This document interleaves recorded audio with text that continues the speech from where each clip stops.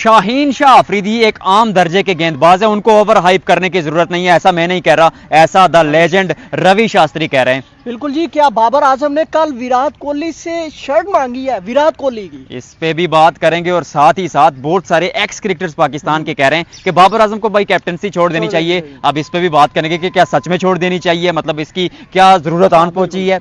और भाई हार्दिक पांड्या ने बिल्कुल जिसे कहते हैं ना तोप का रूह बाबर और रिजवान की तरफ कर दिया। उन्होंने बोला है कि कसूरवार ये दोनों ही हैं। भाई बिल्कुल सीधी विकेट थी, उस पे इन्होंने हम पे अटैक ही नहीं किया। इस पे बात करेंगे। स्पोर्ट्स पाक टीवी के साथ मैं हूं आपका होस्ट अहमद हसीब, मेरे साथ मौजूद है हमजा इजाद। हमजा कैसे हैं आप? जी मैं ठीक, आप सुनाएं हसीब कैसे हैं? पहली स्टोरी से आगाज करते हैं। स्टोरी वो भी है, एक और स्टोरी ज़हन में आ गई भाई, कल इमाद वसीम भी काफी गुस्से में दिखाई दे रहे थे। एग्जैक्टली यार, कल इमाद वसीम को अब लिया नहीं, लेकिन कल वो भी गुस्से में थे। कहते हैं ना कि रात गई बात गई, लेकिन ये पाकिस्तान इंडिया का मैच ऐसा था कि रात तो चली गई, बात नहीं गई, अभी तक आफ्टर शॉक्स आ रहे हैं। परफॉर्मेंस ऐसी थी। इमाद वसीम ने बोला बैटिंग में आप परफॉर्म नहीं करते, बॉलिंग में परफॉर्म नहीं करते, नो रीजन, कोई मसला नहीं, लेकिन फील्डिंग में तो एटीट्यूड दिखाओ भाई। बॉडी लैंग्वेज तो होनी चाहिए यार, मतलब एटलीस्ट। लेकिन सबसे पहले टॉप स्टोरी से शुरू करते हैं। देखिए, शाहीन शाह अफरीदी, रवि शास्त्री जब मैच से पहले उन्होंने स्टेटमेंट दी थी तो कहा था कि Shaheen Shah Afridi will be a big challenge for Indian batters. लेकिन अब कुछ और है, बाद में कुछ और। अब कह रहे हैं कि यार शाहीन शाह अफरीदी एक आम दर्जे के गेंदबाज है, उनको वसीम अकरम से कंपेयर ना किया जाए। Wasim Akram was a legend, something like that. और उन्होंने कहा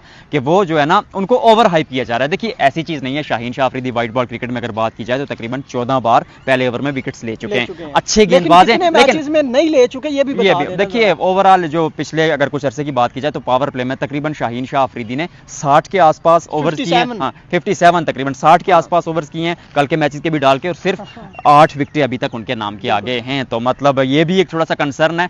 थोड़े से ऑफ कलर वो जरूर हैं, शायद वो इंजरी के बाद थोड़ा सा उस मोमेंटम में गेंदबाजी नहीं कर रहे हैं, थोड़ी फटीग एलिमेंट भी है, तो ये आप कह सकते हैं, बट ये नहीं कह सकते कि वो बिल्कुल नॉर्मल गेंदबाज है। हाँ, अभी वसीम अकरम से कंपेयर करना इतना आसान नहीं है, बट अर्ली कैरियर पे आप वसीम अकरम से कंपैरिजन नहीं कर सकते। लेकिन हमें अभी भी अपने शाहीन पे नाज है भाई। एक मैच ना सही, 2 मैच ना सही, लेकिन उसने की परफॉर्मेंस दी है। आई बिलीव कि वो परफॉर्म करेंगे, आई बिलीव वो कमबैक करेंगे। वो हमारे की बॉलर है, हम अभी भी शाहीन को बैक करते हैं। शाहीन अच्छे बॉलर हैं, रहेंगे और थे। एग्जैक्टली। देखिए, आई होप कि वो कमबैक करेंगे। आप एक मैच से या 2-3 मैचेस की खराब परफॉर्मेंस के बाद आप भूल नहीं सकते कि जो पाले किले में इंडिया के खिलाफ, याद रहे ये वही रवि शास्त्री हैं जो मैच से पहले कह रहे थे कि शाहीन एक चैलेंज होगा टीम इंडिया के लिए, और मैच के बाद कहते हैं कि शाहीन एक नॉर्मल बॉलर है। पाले किले में एशिया कप में शाहीन ने जो परफॉर्मेंस दी थी अगेंस्ट इंडिया, ऊपर से 3 विकेटें। अच्छा, एक रोहित शर्मा वाली यार बार बात याद आ रही है। रोहित शर्मा को चले शाहीन ने पहले ओवर्स में ही आउट कर दिया पाले किले में एशिया कप में, लेकिन यहाँ पे भी शाहीन ने ही आउट किया। 86 में रोहित शर्मा आउट उन्होंने नहीं किया। बिल्कुल एग्जैक्टली। कोहली को हसन अली ने आउट किया, गिल की विकेट भी शाहीन ने ली, लेकिन आई थिंक बैटर्स का कसूर है, क्योंकि आपने शुरू पर रन्स नहीं बनाए, वो अप्रोच नहीं थी, वो इंटेंट नहीं थी, आप अटैक नहीं करेंगे अपोजिशन पर। उसी पे बात करते हैं कि बैटर्स ने गलत किया, उस तरह से परफॉर्म नहीं किया। जैसे हार्दिक पांड्या ने भाई इंटरव्यू में बता दिया कि बाबर और रिजवान की गलती है। बाबर और रिजवान ने उस बिल्कुल सीधी जिसे फटा विकेट कहते हैं उस पे कुछ हमारे पे अटैक ही नहीं किया, जहां पे कुछ स्विंग ही नहीं था हो रहा। और आपने देखा होगा कि जब बुमराह बॉलिंग कर रहे थे ना, तो रोहित शर्मा ने बाकायदा वहां पे ऐसे इशारा किया कि प्लानिंग होती है। हाँ, प्लानिंग होती है कि स्विंग नहीं हो रही तो फिर आप अगर स्विंग नहीं हो रही तो किस लेंथ पर जाएं। बुमराह ने भी कहा कि हमने फिर लेंथ को यूज किया और हार्ड एरियाज को हिट किया। बड़े उससे मायूस भी है, पांड्या बड़े फिक्रमंद भी थे यार। उस विकेट पे बाबर जैसा बैट्समैन 30 बॉल डॉट खेल गया, रिजवान ने 49 डॉट बॉल खेल दिए, 42 सॉरी। देखिए, एक बात कहूंगा सिर्फ कि अगर इस पिच पर रन्स नहीं बनाओगे यार तो कहां बनाओगे। बैटिंग कंडीशन से यहां पर आपने परफॉर्म करना था। शुरू पर आपको थोड़ा बहुत मोमेंटम मिल गया था पहले 2-3 ओवर्स में, आपको अब इंडिया पे अटैक करना था। अगर आप मॉडर्न डे क्रिकेट में अगली टीम पर अटैक नहीं करेंगे तो आप रेस में पीछे रह जाएंगे। इसमें हमारा बॉलिंग डिपार्टमेंट का कोई कसूर नहीं है, हमारे बैटिंग डिपार्टमेंट ने ये मैच हमें हरवाया। एग्जैक्टली। देखिए, रन्स बनाने पड़ेंगे, हरवाया। और 155 से जो कोलैप्स हुआ यार, बिल्कुल जी, उस फटा विकेट पे आपके बैट्समैन स्टक हुए पड़े हैं, कुछ कर नहीं रहे, कोई वही डिफेंसिव अप्रोच। भैया शॉट्स खेलने पड़ेंगे। आप थोड़ा सा अगर अगली टीम को थोड़ा मौका देंगे ना खुद पे हावी होने का, तो आपको शुरू पर आपकी विकेट नहीं गिरी, ठीक है, आपको आप अटैक करना चाहिए था। तकरीबन 7-8 के रन रेट से अगर आप खेलते तो मिड ऑर्डर पे प्रेशर ना आता। मैं उसी टाइम मैं आपको यही बात बता रहा था कि ये जो साउथ स्किल आउट हुआ है ना भाई, ये हमारे पहले पेयर की वजह से आउट हुआ है। प्रेशर था, एग्जैक्टली। पे प्रेशर था भाई। जब सऊद आया, दूसरे इफ्तिखार आया, जितने भी बैट्समैन टॉप ऑर्डर से रन नहीं बने, नहीं आया। आप पावर प्ले का सही यूज नहीं कर रहे। पावर प्ले की हद तक हम कह सकते हैं 49 रन उस हवाले से ठीक था, लेकिन इस विकेट पर बाबर और रिजवान ने जो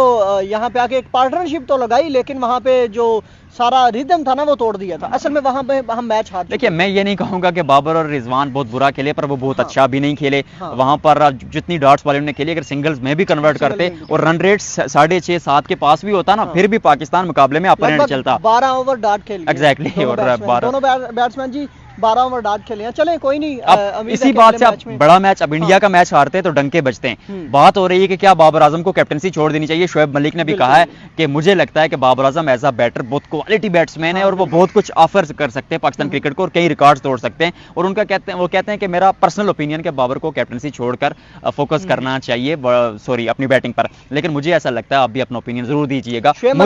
मुझे ऐसा लगता है कि इस स्टेज पर जब टीम वर्ल्ड कप के मिडल में है तो हमने कैप्टनसी पर बात नहीं करनी चाहिए। ये वर्ल्ड कप के बाद हम बैठ कर देखेंगे। कैप्टनसी पे बात नहीं करनी चाहिए। हसीब, याद हो कि शोएब मलिक हमारे सीनियर खिलाड़ी हैं, लीजेंड खिलाड़ी हैं और वो अच्छी राय देते हैं। मे भी उनकी राय का कोई ना कोई मुद्दा तो होगा ना, वो ठीक कह रहे होंगे। मुझे याद है कि पीएसएल के दौरान जैसे हाइप बनी थी एहसानुल्लाह की, हम लोगों ने एहसानुल्लाह की हाइप बनाई तो शोएब मलिक ने ये बोला था भाई उस तरह से एहसानुल्लाह भी नहीं है, उस तरह से इंटरनेशनल पॉलिश किया जाए थोड़ा, अभी उसे थोड़ा टाइम दे, अभी उसे थोड़ा सा टाइम दे, जब वो आप समझते हैं ना तैयार हो जाए, इंटरनेशनल प्रेशर बर्दाश्त कर सके, फिर उसे लाए, नहीं तो वो जाया हो जाएगा। आज बाबर आजम का बर्थडे भी है तो पाक टीवी की जानिब से, पाक स्पोर्ट्स पाक टीवी की जानिब से happy birthday to Babar Azam, कप्तान है हमारे। एग्जैक्टली। और दूसरी चीज ये है कि जब आप वर्ल्ड कप में आपने एक टीम सिलेक्ट की तो आप उसको बैक करें। एट दी हैंड हम रिजल्ट देखकर इस चीज को डिसाइड करेगी मैनेजमेंट और सारे फैंस भी, स्टेक होल्डर्स भी इस पे बात करेंगे कि आगे कैसे चले। दूसरे मौजू पे बात करते हैं कि बाबर आजम ने क्या विराट कोहली से शर्ट मांगी है या विराट कोहली ने बर्थडे का गिफ्ट दिया है, क्या ये सीन है, ये थोड़ा सा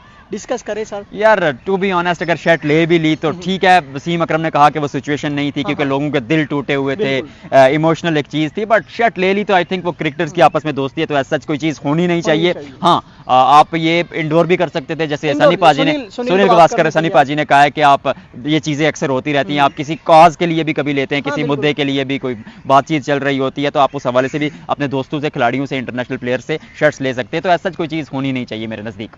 बिल्कुल होनी, आपको क्या लगता है? नहीं, कोई ऐसा बड़ा कंसर्न तो नहीं है। एग्जैक्टली, कंसर्न नहीं है। बाबर आजम ने अगर विराट कोहली से शर्ट की डिमांड कर भी ली तो बड़ी बात नहीं है। एग्जैक्टली। मुझे याद है कि एलपीएल में जो थे गुरबाज ने अपने भाई के लिए बाबर आजम से शर्ट ली थी। ऐसा बहुत बार होता है। मैंने गुरबाज का इंटरव्यू किया था उसके भाई का पूछा था यहाँ पिंडी में है, मेरा भाई जो है ना वो बाबर आजम का बहुत बड़ा फैन है, उसने मुझे बोला कि बाबर की शर्ट लेकर आना। और इसमें कोई लबुल शैन और शाहीन शाह अफरीदी भी शर्ट्स एक्सचेंज कर रहे थे पाकिस्तान में, तो इसमें कोई कहना नहीं है। कोई पता नहीं बाबर का कोई दोस्त हो, बाबर का कोई कजन हो जिसने कोहली की शर्ट की डिमांड की, इसमें कोई ऐसी बड़ी चीज नहीं है।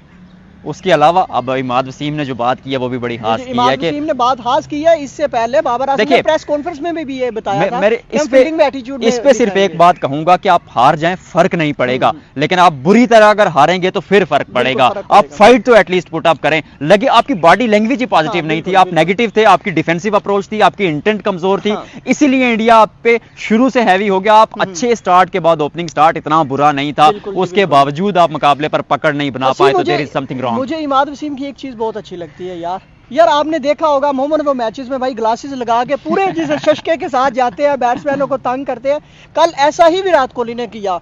अगर आप लोगों ने नोट किया हो तो विराट कोहली बार बार वॉच मतलब टाइम देख रहे थे, इवन के उन्होंने कोई घड़ी नहीं थी पहनी, इवन के उन्होंने कोई घड़ी नहीं थी पहनी, वो असल में रिजवान को तंग कर रहे थे, थोड़ा बहुत चलता रहता है पाकिस्तान इंडिया के मैच में। भाई ये चीजें हैं, आपको अग्रेशन दिखाने, आपको टैक्टिक्स यूज करने, तो विराट कोहली दायरे में फील्डिंग इसी वजह से करता है। Exactly. भाई वो सबसे ऊपर चढ़ के रहता है, बाबर के ऊपर चढ़ के रहता है, रिजवान के ऊपर वो चढ़ के रहता है। कल उसने बार बार टाइम देख रहा था, इवन के आपने सोशल मीडिया पे बहुत सारी तस्वीरें देखी होगी, वो रिजवान को बार बार चढ़ा रहा था इस बात में। मतलब ऐसा चीजें होती रहती है, टैक्टिक्स होते हैं गेम में। ये टैक्टिक्स हैं, इसमें ये नहीं है कि रिजवान एक मतलब सीनियर खिलाड़ी हैं, उन्हें तंग कर रहे हैं, लेकिन ये कोई चीज़ नहीं है। टैक्टिक्स होते हैं, आप यूज़ कर सकते हैं मैच में।